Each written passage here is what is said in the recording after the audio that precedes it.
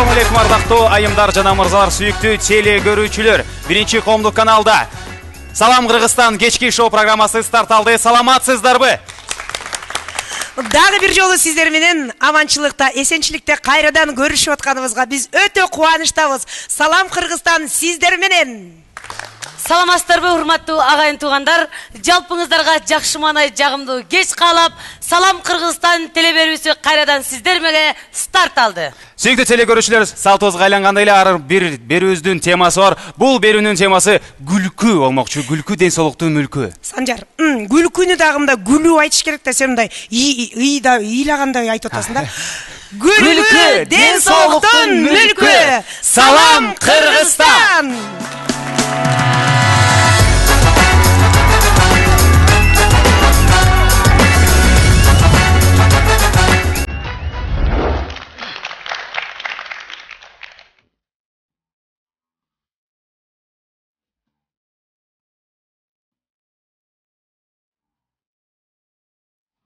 Bakıttın kuşun al ıskoy berdin emi, takdir beni baktıl olsun de belgiledi. Oh oh hu aha yeah yeah oh oh hu aha yeah yeah. Açık asmanga seni jettelegim gelet, kıyaldan adamga ar bir dilegim beret. Oh oh hu aha yeah yeah yeah yeah yeah yeah yeah. Gülüp koycu, manayında götür. Gülüp koycu, gülüp koycu. Oh oh oh, gülüp koycu. Büyüktük sezimin yürekten öçür böyle, andıktan dostlar hiç kaygırıp öküm böyle. Oh oh aha yeah yeah oh oh yeah aha yeah yeah. Aslanlar tartalı cılmayı süreklerdi, asıret güldürsün kapalı yüreklerdi. Oh oh oh aha yeah yeah yeah yeah yeah yeah yeah. Gülüp koycu, manayında götür. Gülüp koycu, gülüp koycu. Oh oh oh, gülüp koycu, gülüp koycu, manayında götür. Gülüp koycu, gülüp koycu. Oh oh oh, gülüp koycu.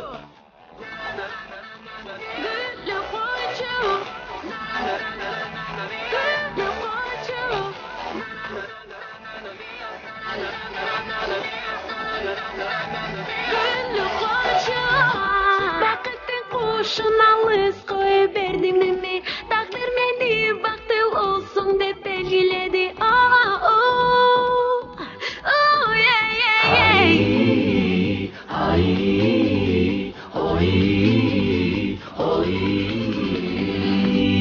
Cılmayudan baştalat ko, dostluktun kemesi.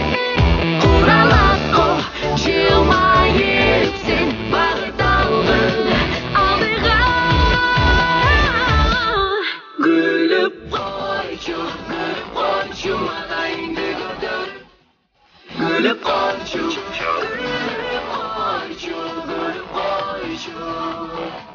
Oh oh oh, gülüp koycu.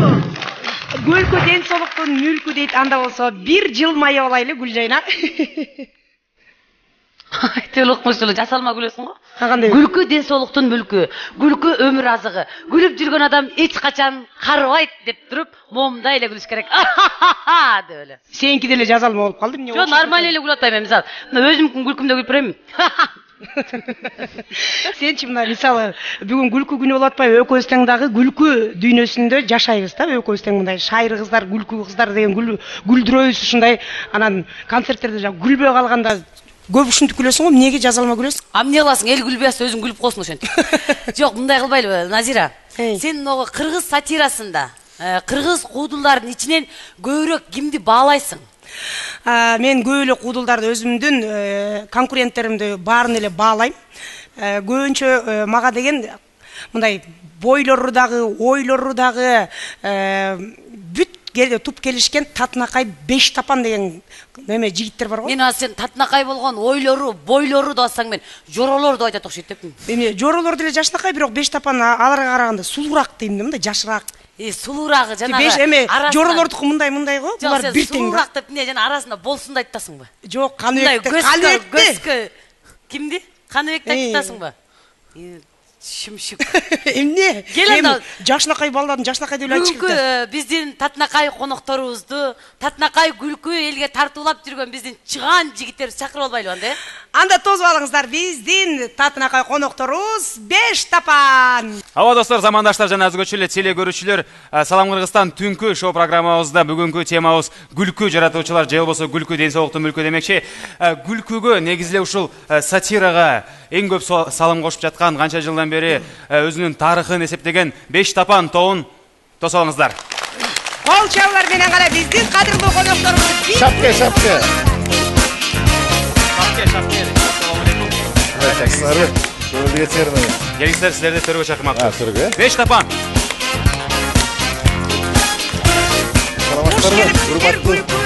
Жигиттери мындай колду өп койсу же, жигит сол. Сулуу эмес деп койсо өппөй койсуң. Каныбек, мен сени сулуу дедим го, өп койсу. Кел өп сал. Мен де öpeyim ben. Рахмат. Куш келипсиздер? Кандай аман эсен келип алдыңыздарбы? Ай, болсун, мен чалкалап кетесиң. Өтө эле чоң болуп атты. Мен размерин арыктап да кеткенсиң го. Эми бүгүн биздин бардык теле көрүүчүлөр бүгүнкү биздин кечеде жалаң гана күлкүгө тоёйл деп сиздерди чакырып отурабыз. Ошондуктан аябай күлдүргүлө. Жана албетте эле сүйүктүү теле көрүүчүлөр, дароо эле келген меймандарыбызды кыйнабай биринчи амандашып алдык, саламдашып алдык жана дароо эле бир сурообуз менен кайрылмакчыбыз. Эң алгач кош келипсиздер. Жана сурообуз менен кайрылып кетели. Негизи 5 тапан тобу менин билишим боюнча эле аябай көп жылдан бери тарыхы бар, көп жылдык тарыхы бар жана ичинде курамы дагы бир топ өзгөргөн. Негизи сиздер өзүңүздөр канча жылдан бери 5 тапанда кызмат кылып жүрөсүздөр жана эмне болуп кандай тагдырдын түрткүсү менен, тагдырдын жолдору менен келип ушул топко кошулуп калгансыздар? Баштырсак болот, сизден келиңиз. Мен баштап берейин анда. Баштан. Мен 2002-жылы 8 апрелде бул 5 тапан тобу куралган биринчиденчи. Эң алгачкы концертибиз ошол 8 апрелде болгон. Негизи бул группаны мен атам ачкан, Рахман Разыкович. Аны элдин баары эле билет. Ой, мактанба. Малчи. Малчайбайм. Оозуңду жаптап атам. Малчайбайм, жаппайм. Бул ушундай сүйлөп берет, капа болбойсуң. Каныбек экөөбүздүн ойногонубуздун себеби Каныбек экөөбүз бир топ жылдар бою партнер болуп сатирада сахнада сатира ойноп жүргөнбүз. Бир сөздөн калбайсың де. Калбайм, мындан кийин бир сүйлөсөң эки сүйлөм, бир урсаң эки урам мындан кийин. Ур. Болду. Жок, болбойм, урбайсың. Токтот. Ур. Тамаша. Ошондон улам 5 тапанга кошулуп калганмын мен. Биринчи ойногондо эле Тынар Курбаналиевдин образын ойногонмун. Андан кийин өзүм образдарымды жаратып, азыркы учурда иштеп келатабыз да. Ал эми Болсунбек ушу 5 тапанды мен тамашалап айтып атпайм. Көбүнчө 5 тапанды мынакей Каныбек сен Рахман байкенин баласы болсоң дагы, көбү билбейт дагы. Анан кийин мындай тоңуңардын арасында бирөө мынтип сразу көрүнөт го. Ушу Болсунбек да. Мындай чоңуңан көрүнүп атасың же сулуулугуңан көрүнөт атасың же талантыңанбы? Сулуулукта болуш керек деп ойлойм да мен. Сулуулук. Себеби кандай гана кооз нерсе биринчи көрүнөт турат. Мен көрүнөт атам болуш керек. Мен Каныбектин сөзүн улап салайын да. 12 жылдык тарыхы бар. 12-13 жылдык тарыхы бар 5 тапан тобу.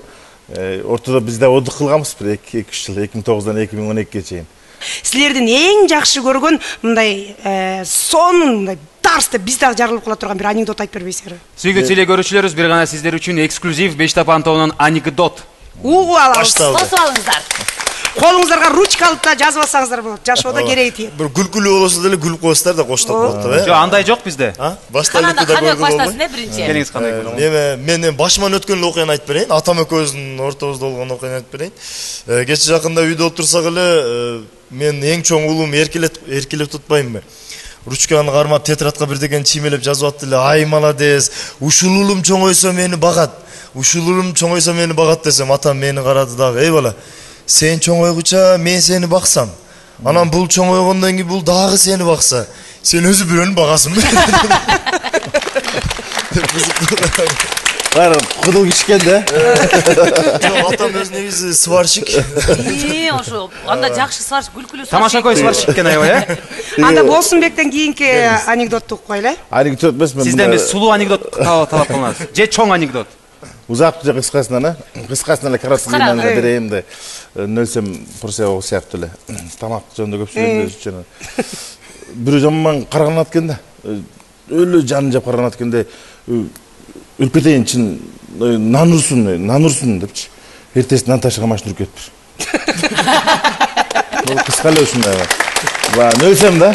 Эмне себептен ушул кулдулардын арасында болсун сен эң толоюнусуң дагы? Каныбек, силер Ильяс экөөңөр эң арыгысыңар. Эмне сен тамак бербейсиңби, же булар диетадабы? Жо багы сиңген адамга сиңет да. Мага жакшы эле сиңет, бутактайт, бут туткачы. Булардыкы прямой болуп атпайбы? Ами, сүйүктүү телекөрүүчүлөр, келиңиздер, азыр биз Беш Тапан тобунун таланттуу мырзаларына дагы берет. Өзгөчө тараптан бир аз алысырактан суроо берип кетели. Куудул деген сөздүн дегеле байыртан келген маанисин бизге жана көрөрмандарыбызга түшүндүрүп берсеңиздер, мен ойлойм сонун болмокчу. Куудул деп бул куу адамдар, анан баягы илгери дулдул деп койгондо мындай же акылман болоюнча акыл үйрөтпөйт. Куудулда мындай кууланып дулдулдукка салып туруп, баягы көп мындай жашоодогу мындай бир терс көрүнүштөрдү ачыкка чыгарганда, анан бул куудул бул деп атып, куудул деген сөз ошол жерден пайда болуп калган да. Гүлгөндө өзүнчө чоң маданият го, гүлбөгөндү билбегендер маданият аздыраак да. Ошон үчүн түшүнбөй эле бул эмне куудулдан атасың дейт. Анын ичинде кандай чоң философиясы бар. Мисалы үчүн акырын эле биyak чымчып коесуң, тиякта жей берет сөздүчү. Анан эми акал түшүнүш керек да сайттараны. Анан барып куудул деп калат. Силердин кичине чыгармачылыктан алыстаталы силерди. Макул. Жеке жашооңор жөнүндө элге биздин кыргыз элине айтып бербейсиздерби? Биз мисалы билебиз силердин. А бирок билбеген элдер кызык да аларгачы. Токот эрежелерин айталы. Мен жалпы эле кете турган болсом 84-жылы 1-майда туулгам. Токтогул Толук деген айыл туулгам. 91 тууган 8-мин да. Ошон үчүн мен 8-чи мен төрөгөндө 4 уул 4 кыз болуп, анан ата-энем ошон үчүн атын Болсунбек койгон да. Болдым. Ошодон кийин болду. Баланы болбой алганда. Менден кийин дагы бир иним бар. 30га жакка чыгып үйлөндүм. Кандай кылат сен? Мен эми 1985-жылы 27-августта жарык дүйнөгө келгенмин. Келсең керек ошондо. Кайсы роддомдон? Кара сууда. Неменен келдиңиз эле? Маршрутка, такси. Жо, сыйгалак деп. Мени негизи ушул бир төрөлгөндөн кийин 2 жашка чейин Гүлшайыр Сатыбакасова эже чоңойткон экен да. Мен ал эже менен учурашпай койсо мен аябай урушкан да. Мен сени чоңойтсом, сен менин алдыма жайлап койсоң, мен тааныбай калдыңбы депчи. А эмне Рахман байке гастролдоп кетип анан Гүлшайыр эже сени бакканбы? Билбейм, чогуу жашаган экенбиз да, айтыш боюнчачы. Рахман агай менен Гүлшайыр эже жашты кылып. Билбейм, ошентип айткан да магачы. Анан Аябай сырлуу элдерге билинбеген бир окуяларды сыртка чыгып бараткан элестер. Чогуу жашаган экенбиз да, ошондой деп. Анан эми Сайкал карындашым болот. Анан ушул качан 3 жыл болуп калды үйлөнгөнүмө. Азыр 2 уулдун атасымын. Жалбаттан үйлөнгөнмүн. Жок. Аябай жакшы ийгиликтериң бар экен. Мен негизи атам менен 2-чи классыман баштап гастролдо жүргөнмүн мен өзүм негизи. Өзүңө кызыкчысың да, өзүң кудул Кызыкчумун да, ошон үчүн мен 11-чи классты толук окуган эмесмин. 5-лик менен кошо кетип калгам да. Ал эми мырзалар, меймандарыбызга дагы бир мындай башкача суроо менен кайрылгым келип турат. Азыркы учурда стендап деген чыгып атат. Comedy Club деген чыгып атат. КВН деген бар, тамашоо бар. Жаш жигиттердин жанагы сатираларынан өзгөчө бир жолдор башталып аткан кези. Анан сиздердин негизи оюңуздар кандай? Ошол боюнча биз менен бираз бөлүшүп кетсеңиздер. Эми багы жок жаман да. Баары шүгүр. Себеби булардын баары дагы ошол бир какой-то бир бурчубузду сүйрөп турат да. Бул тамашанын балдарымы, комедия ар бала мындай бир багы ким канчалык мүмкүнчүлүгү болсо ошого жараша түзүп алып иш кылып атышпайбы? Муну баары эл тандап алат. Кайсынысы турган. Булар канчалык ошончолук жаңы продукцияны элге берип турган болсо, албетте булардан башка эч ким көрүнбөй калат. Анын баардыгы аракеттен болот да. Көз карашым өтө эле түз. Ким колунан келсе кыла берсин. Түп-түз, Көз караш мындай капталынан да карабайт. А биз Каныбек мырзаныкычы. Могу азыр чыгып келаткан мисалы тамашачу балдарга, тамашада ойношуп атат балдар, ошолорго мисалы биздин Санжар суроосуна кошулуп кетсем. Негизи тамаша чыгыш керек эле негизи. Россияда деле бар го, Өзбекстанда, Казакстанда ушуга окшогон балдар бар да. Негизи бизде жок эле чыкты. Элге жакты. Ошон үчүн тамаша көтөрүлдү. Мен тамашадан дагы бөлүм чыккан балдарды билем, жана эки адам деп чыгып атат го, ким? Аябай жакшы чыгып атат, Жеңиш Бакыт. Аябай жакшы чыгып атат да. Ал элге жагып атат ал дагычы. Ал мага да жагат да, личночы. Эми конкуренция болмой сайын адам өспөйт да. Туура, бири-бири. Болсунбай экөөңүздөр чогуу 3 адам деп чыгара албайсыңар го. Жок, bir жарым болуп калат. Сүйүктүү телекөрүүчүлөр, эстетип кетели, биринчи коомдук каналда Салам Кыргызстан түнкү шоу программасыбыздын бүгүнкү күлкү жаратуучулары Бештапан тобунун таланттуу мырзалары турат. Бизде салтыбыз бар, ар бир келген мейман менен селфи түшөбүз. Андан соң Facebook, Одноклассники, Instagramда, социалдык тармактарда биздин баракчаларга бул сүрөттөрдү жүктөйбүз. Өзүңүздөр кирип, ой пикириңиздерди жазып, анан албетте эле телекөрүүчүлөрүбүздүн жазган суроолоруна ошол тараптан эле жооп берип койсоңуздар болот. Биз ар дайым чыгармачылык инсандар менен биздин күбөрмандарды жакындатканга аракет кылабыз. Ал эмесе, келиңиздер барыбыз чогуу татнакай сүрөткө түшүп коелу. Күбөрмандарыбыздын кол чалмасын да. Кол чалып. Селфи олсуңармы? Аха деп.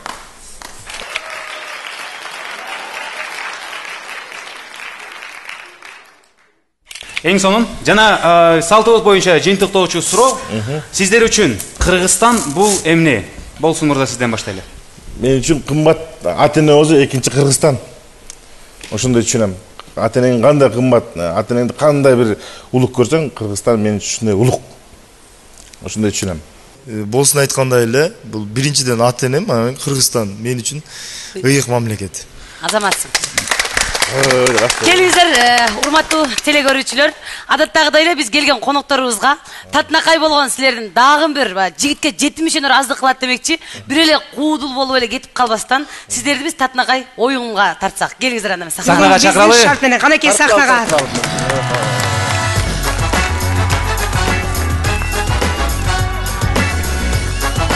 Ардактуу телекөрүүчүлөр, сүйүктүү туугандар, айымдар жана мырзалар, Салам Кыргызстан түнкү шоу программасынын жылдыздуу жана аябай таланттуу күлкүлүү коноктор деп койсок болот.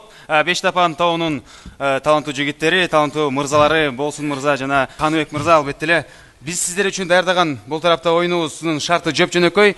Сиздерге азыр биз бул жакта дротчиктер даярдап койгонбуз. Бирден адасыздар. Ар бир шардын ичинде тапшырма бар. Ошол тапшырманы аткарасыздар. Тийбей калса аткарбайбыз, э? Тийбей калса тийгизгенге чейин аткарасыздар. Болсун мырза, сизден баштайлы.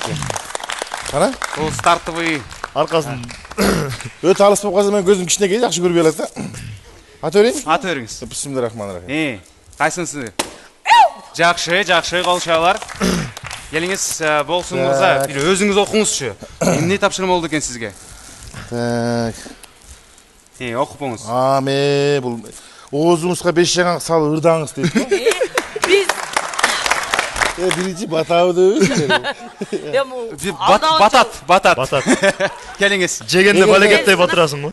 Мына бисмилла. Бер. Аш жеп аткансың, бисмилла дейсиң да. Жөн ырдаш жеңил. Жөн ырдаганды каалаган адам ырдап коет. Оозго жаңгак толтуруп кандай эле эткен. Бештапан тобунун таланттуу мырзасы Болсун мырзадан байкайбыз. Кет. Тарауыр гана сен жыттаныл, важырайган көздөрүң ысыктаныл. Бакытыңда үнөт сайын эсей. Оозуңузда жаңгак барбы я? Баскан өзүң башкалардан кызганыл. Баскан өзүң башкалардан.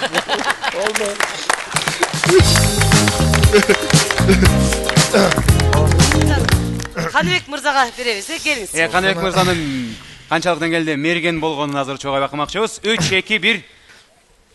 Баракелде! Браво! Адамды уят. Жакшы.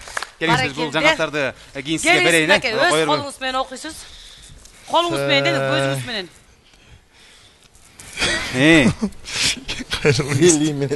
Гели менен дем алып элге кайрылыңыз дейт го. Эмнеге анда дем алып туруп кайрылабыз? Кол чабуулар.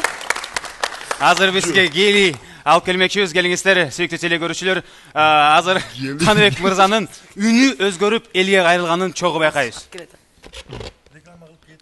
Өзүн жакшы жагын ушинтип көрсөтүп кетет. Жөнтүрүп тургулачы. Сигарет чекпеген эмнени чегесиң анан?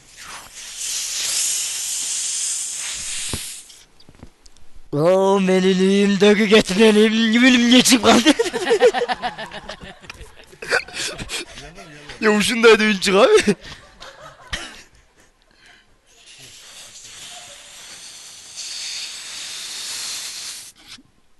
О, менин үйүмдөгү кетменим, сени карап мен жаныңан кетпедим. Сабың барда байкабастан тебелеп, ошондогу эстен кетпей тепкениң келди. Бул болгону биринчи этап болчу. Оор тапшырмалар бул 4-төнүн ичинде калган. Келиңиздер дагы бирден аракет кылалы. Бирден ат кылайбыз. Кел. Ой, баракелде. Кол чабуулар болсун.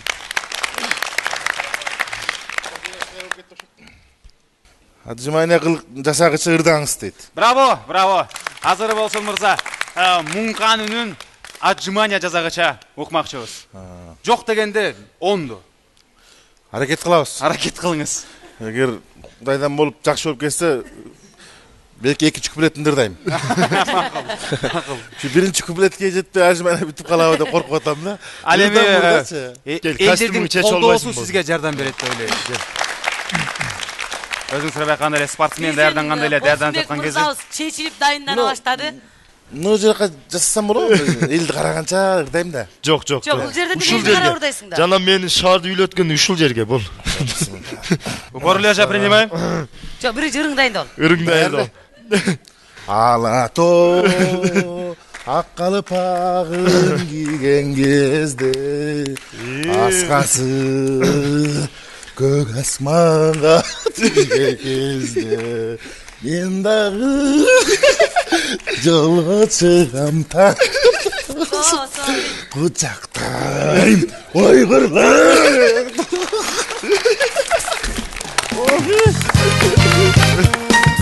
Канчаны кылдым? Санап турсаң жакшы болот. Азамат. Канчаны кылдым? Санап турсаң жакшы болот эле, мынча отжимание өмүрүмдө жасай эле келем. Bir şans geldi. Ең арканкы строчкасын ырдап атканда жакшы үн чыкетти.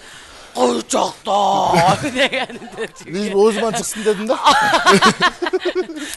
Азамат, биздин Болсунбек мырзабыз экинчи шарты боюнча да оюнду аткарып бүттү. Каныбек. Эми тийсеңиз эле жакшы. Жакшы. Жакшы. Жана каран жылыш бар, а? Жылыш бар. Доскага тийип калышы мүмкүн. Буюрса. Браво. Азамат. Не болду? Келиңиз, өзүңүздүн колдоруңуз менен ачып, өзүңүздүн көздөрүңүз менен окуңуз. Обруч айлан. Кел обручту. Обручту айландырганча ырдаңыз дейт. Ырдаш керекпи? Жөн эле айландыра бересизби? Так. Ырды тандап алдыңызбы? Ооба. Даярсызбы? Даярым. Обручту катуу айландырыш керек. Катуу, Ава салкын түн ортосу ай жарык. Ай жарык, ай жарык. Көпкө жүрдүк багаралам. Жок, багаралап бүч керек багаралап. Бактын арасында нормаль жүрүшүңө да шыпырбай. Так. Көпкө жүрдүк багаралап айланып болду. Жок, болбойт. Багарала албайт окшойсуз чотасыз. Жана үйдө жатыш керек. Так. Көпкө жүрдүк багаралап айланып. Бир убакта мындай сунуш киргизди. Сунуш киргизсе жакшы болот эле да. Баш кандай элериңин? Ава салкын. Ава салкын түн ортосу ай жарык. Оор бекен. Жөн эле койсоң болбойт. Катыра кол чап койсоңуздар, жылдыздуу конокторубуз, күлкү жаратуучулар, Беш Тапан тобунун солисттери бүгүнкү майрамдык эфирибизде болуп кетти сиздер үчүн. Кол чабуулар. Болсунбек жана Каныбек биздин конокто. Келиңиздер, Болсунбек, Каныбек, азыр ушундай сонун татынакай оюндан соң камерабызга карап биздин телекөрүүчүлөрүбүзгө деле кыргыз элине каалоо тилектериңиздерди жана куттуктоо сөздөрүңүздөрдү кабыл алмакчыбыз. Не дейбиз, элибизде ылайым күлкүнү адам болгондон кийин күлкү жөнүндө айтабыз. Ылайым үйүңүздө күлкү, жаш баланын күлкүсү, жалпы элдин күлкүсү, ылайым бетиңиздеги бырыштар күлкүнүн бырыштары болсун агайындар. Каныбек, келиңиз. Кыргыз элинин жүзүндө эч качан күлкү кетпесин, ден соолук каалайм, ийгилик каалайм. Түнкү шоу салам Кыргызстанга дагы чыгармачылык ийгиликтерди каалайм. Чоң Жана рахмат. албетте эле биздин меймандар эч качан курголу менен кетишпейт. Биздин долбоорубуздун башкы демирчүс Фея Сода маркасынан жеңелерибизге керек боло турган буюмдарды ыйгарып коюуга уруксат этиңиздер. Мынакей биздин сиздерге тапшыра турган белегибиз үй тирикчилигине керектүү каражаттар. Албетте бул идиш жууштуу каражаттарды алып барып, менин аяштарымды 100%га кубандырасыңыздар. Келиңиздер, бизден сиздерге унутулгус эстелик. Рахмат. Алып урушпай, талашпай татына кайгы бөлүп алгыла. Жана албетте эле дагы бир рет кол чабыңыздар менен узата алмакчыбыз. Болсун мырза жана Каныбек мырза. Рахмат. Келтириңиздер, үйдө бир Чоң рахмат.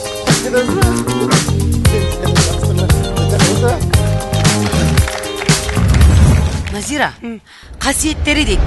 Идиш аякты жууш үчүн колдонулат. Курамына кирген активдүү заттар май жана кирди так калтырбай тазалайт дейт. Эң кызыгы 1 литр сууга 1 гана кашык кошулат экен. Адан кызыгы дагы бул Фея деген бизде Кыргызстанда чыгат экен. Котсом у глицерин дейт. Бул эмнеси? Глицерин бул вазелин. Колун езилбей. Фея менен колдонуңуздар. Ар дайым сиз менен болсун. Фея ар бириңиздердин үйүңүздөрдө болсун. Сергип кеттим. Тайже, кел экөөбүз ойнойбуз. Жок, мен ич аяктарды жууп атпаймынбы? Фея бальзам оңой эле колдун көркүн ачып, аны жылма кайгылат, ошону менен бирге идиштердин да көркүн ачат. Вау, жылтырап калып турган.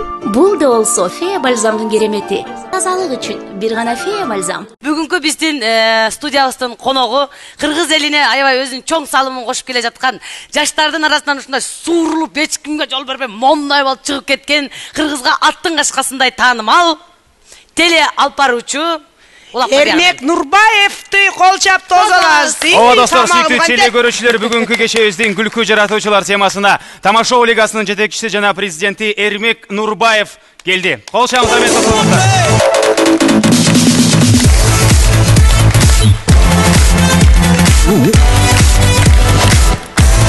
Биз баштайбыз. Жакшы, кандайсыздар? Жакай. Тумбам жокпу?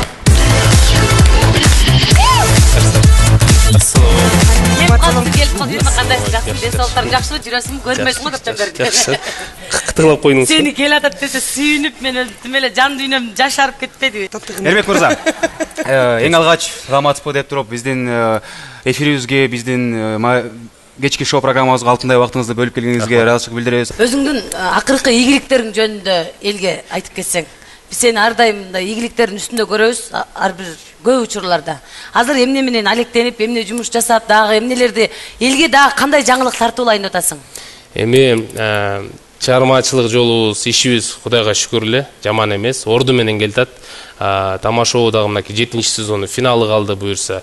Күзүндө 8-сезон уланат. Команданын саны 150дөн ашык Кыргызстан боюнча. Кийинки муун келатат буюрса дагы бир татыктуу алып баруучулар, актерлор чыга баштайт Кыргызстанда. Ал эми эң жетишкендиктер мен билбейм, баарыбыз үчүн эле байлыгыбыз бул үй бүлөбүз, балдарыбыз окшойт. Ошондуктан учурда эң баалуу байлыгым бул мен балдарым, үй бүлөм. Канча бала болдуң? 3 балалуу болдум.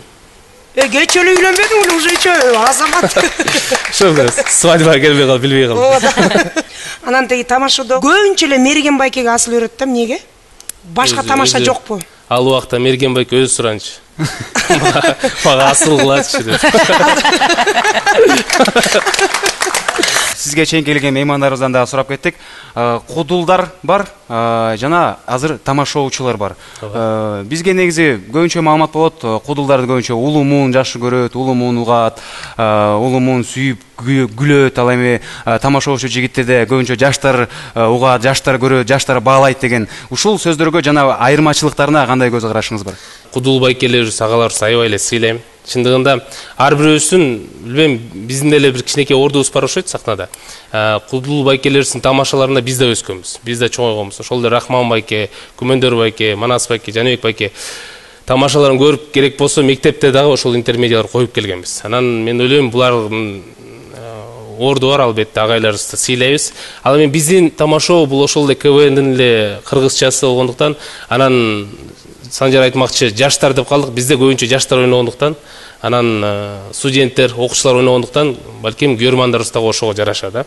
Кечебиздин коногу Эрмек Нурбаев болуп турганда мурунку берген интервьюңуздарда окудук. Тейле илгери 2006-2007 жылдары бир интервью бар экен. Сиз ал жакта мен азыр убактылуу ушул күлкү тармагында юмор сферасында жүрөм. Бүткөндөн кийин университетти бүткөн соң мен кесип менен иштеп адвокат болом, юрист болом деген видеолорунузду көрдүк. Арадан убакыт өттү. Көчөдө 2015 жыл. Сиз юрист эмессиз. Сыр эмнеде? Мен юристмин, Санжар. Сыр ошодо да. Жөнөттүрдүк. Кудайга шүгүр юрист деген диплом алганбыз, юристпиз. Бирок шарт коюлушту адвокат. Албетте бул менин кыялым болчу. Жанакы көптөгөн кинолорду көргөндө дагы анан мындай эмеде окуу жайда окуп жүргөндө дагы ошол аябай кызыкчумун да бул нерсеге. Биз жанакы практика бар жүргөндө да, сотторго бар жүргөндө да. Бирок шарт коюлушту КВН менен ойноп калып, чыгармачылык менен аралашып кетип Дегеле өкүнбөйсүзбү? Кесип боюнча иштебей калдык, бирок эми өкүнгөндө деле эмес. Баары орду менен. Эң башкысы мен билбейм, мен ички дүйнөм менен юристмин. Жигитке 70 араздык кылат дейт. Сизди биз ар тараптуу ийгиликти коштогон жигит катары билебиз. Ырдап бериңизчи бир куплет. Ырдайт чыгарсыз, мени күлдүрөсүз. Ырдайм. Ая, кекетпей эле сүйлөңүзчү. Ырдайм. Назирежеге айтып атам. Мен ойлойм Эрмек мырзанын ырдаган эч ким уга элек болуш керек. Азыр чогуу байкап көрөлү. Сүйүктүү теле көрүүчүлөр, биринчи жолу биздин долбоордо Эрмек Нурбаев ырдамакчы.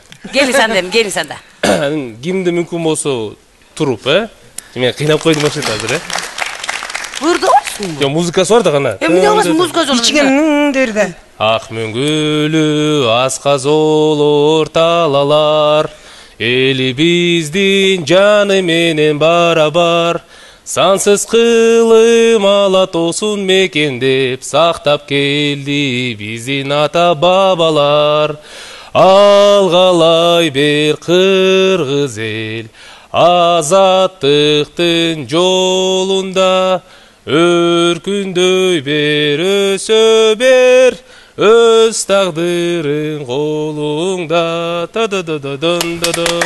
Назира эмне кимге бийлеп атасыз? Кимге качан элдер бийлеши эле? Ошо бийлебейт. Мен биринчи жолу сүйүнүп атам, Эрмектин ырдаганы болчу, поддержка бийлеп атам да. Өлө созот экенсиң, Эрмек мырза. Диапазон күчтүү экен аябай. Дагы кандай өнөрлөрүңүз бар? Эл билбеген. Экинчи куплетти ырдадым. Мынакей азыр эле Кыргызстандын да жашынака гимни бир куплет болсо да ырдап бердиң. Ошо Кыргызстан сен үчүн эмне? Кыргызстан бул менин мекеним, бул менин ата-энем, мен бул туулган жерим, туулуп өскөн, инкан тамган жерим. Ошол башка мекеним жок, болбойт. Ошол. Ал эми бүгүнкү кечебиздин күлкү жаратуучулар деген темасына келген коногубуз Эрмек мырза. Салтыбыз бар, бүгүн келген жылдыздуу конокторубуз менен селфи кылып алабыз биринчи. Албетте эле көрөрмандарыбыздын кол чабарынын астында. Серьезно эле? Сиз батпай каласыз экенсиз. Чын эле чөбүзбү? Чын эле чөбүз. Биремеде калп эле чыгып. Диреки.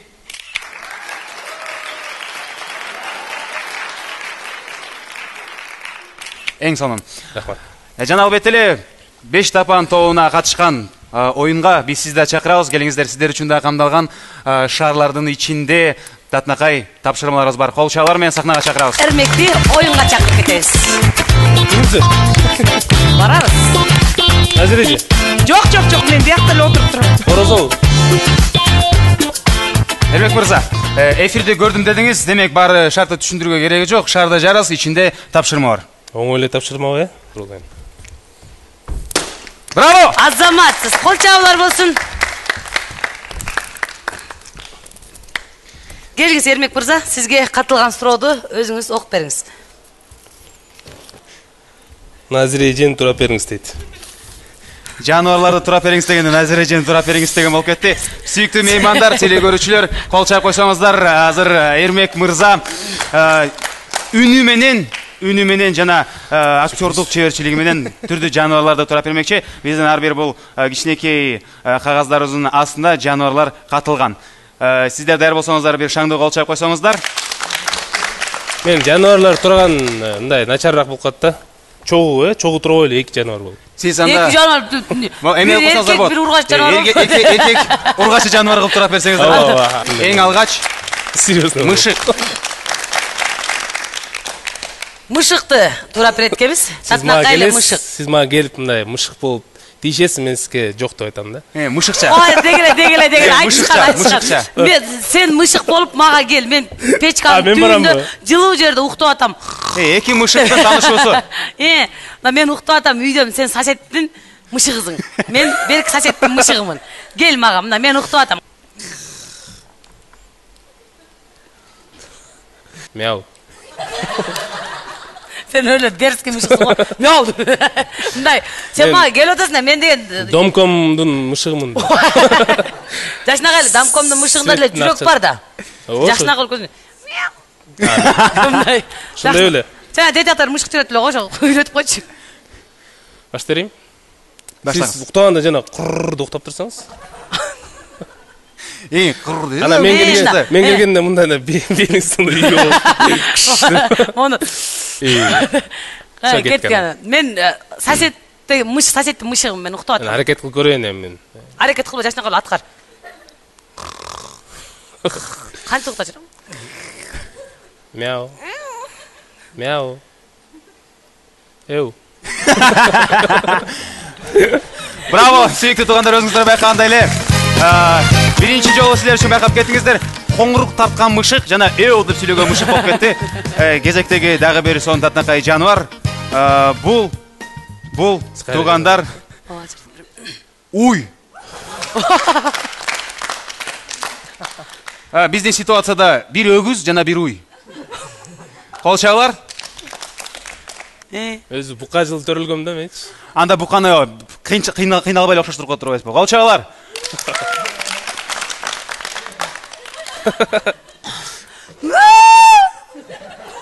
Ben издеп атам да.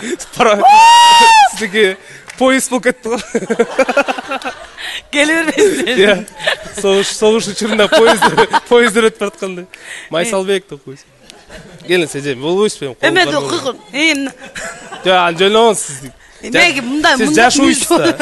Сиз кунажынсыз. Эми чыгып атат да. Мындай эле эже. Биз жакта мүйзөлөр токол үйдө отуруп. Мындай эле. Yok geliniz. Gelin. Ne sen söz ne urgaç maldı görönөн келишиң керек. Сен жөн эле аткара берчи. Мен жөн эле өтүп баратам да. Мелина. Мен барып өрөм, сиз келбейсизби? Эми сиз келиңиз. Мел, мен барып коеюн. Бул бука да, сен букасың. Ооба. Возьми бука зарага. Тур мен. Мен саман жеп атам да, вот. Кунажын көзүн түспөсө бука жүүнү түспөйт. Өлүп калган бука го. Вообще сезим жок го. Жүрүңүз барып коюңуз. Жалгыз бука уялып атат. Кел, чогуу эметеличи. 1, 2, 3. Му. Кол чабалар, туугандар, биринчи жолу дагы бир жаңылык талып кетти. Эң жалкоо бука. Маягизди улантмакчыбыз. Кеңиз акыркы шарды жаралы. Браво!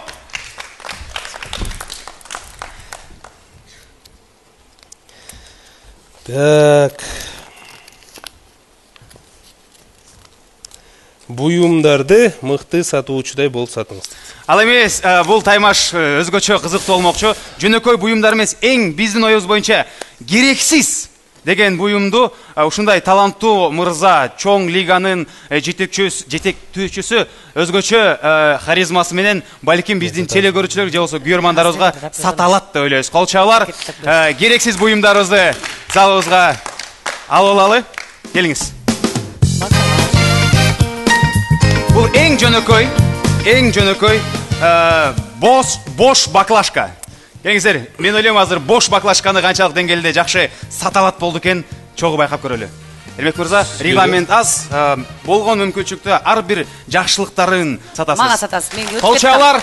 Жанысын өтүп кетти да мен. Чоңуз, келиңиз, могу баклажка албайсызбы? Эмне кылам ал баклажка? Бул арзан баклажка. Арзан болсо өзүң колдонорчу. Жок, бул мындай да, баклажка деген жана спрайт деген эме бар эле го. Бул жакта жок да.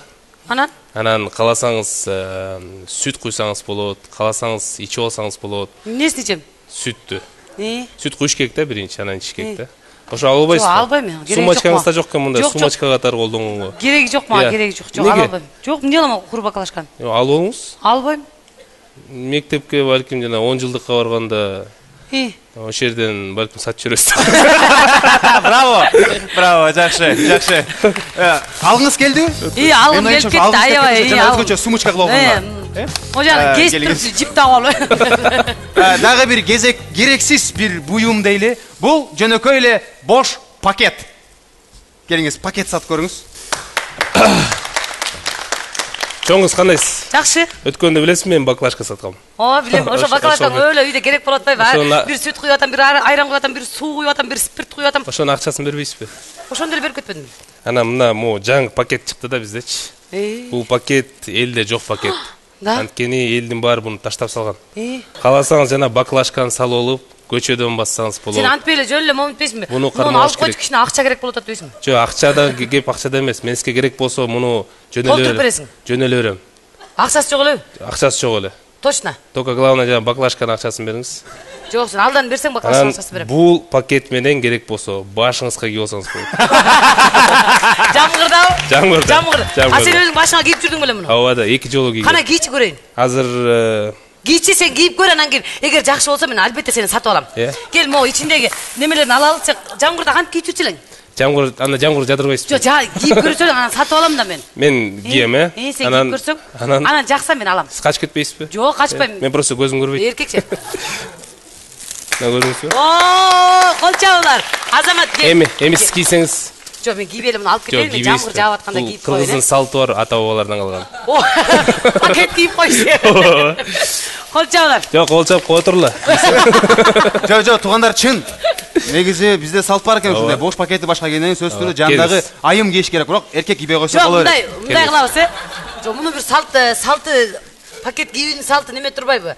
Мындай бактысы ачылып, бул жашоодо иши оңолуп, жамандыктын баары аркада калып, жакшылыктын баары алдыда болот экен, пакет кийгендердинчи. Ошон үчүн силер дагы кийип алыңыздар.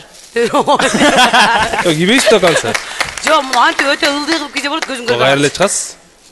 Кол чаап койсоңуздар, сүйүктүү меймандар.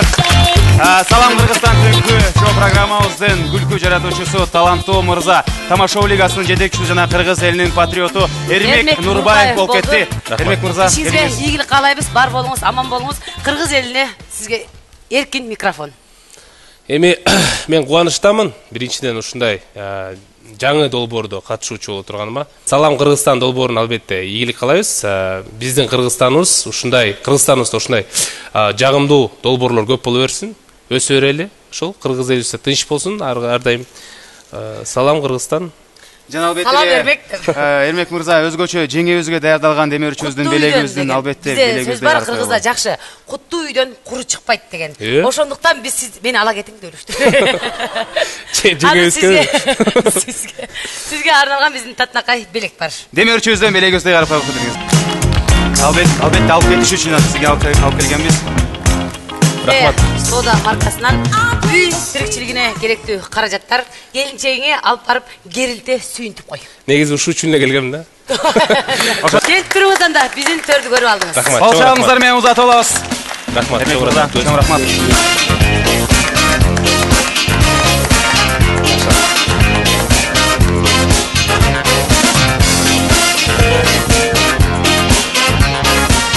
Браво! Рахмат, жакшы болуңуз.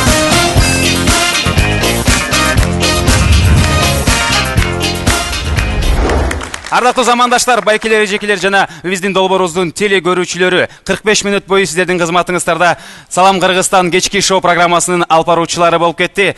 Назира Жетигенова, Гүлжайна Атаканова. Жана ошондой эле биздин татынакай таланттуу жигитибиз Санжар Мыкыевке кол чаап койсоңуздар.